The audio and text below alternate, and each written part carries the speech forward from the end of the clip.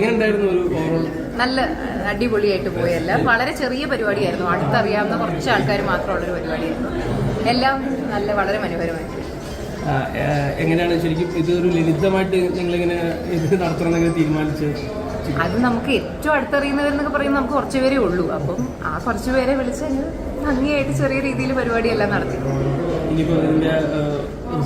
ഇല്ല അങ്ങനെയൊന്നുമില്ല. 3 പരിപാടികളുണ്ടായിരുന്നു. ഹൽദി, സംഗീത്, കല്യാണം, അത്ര തന്നെ.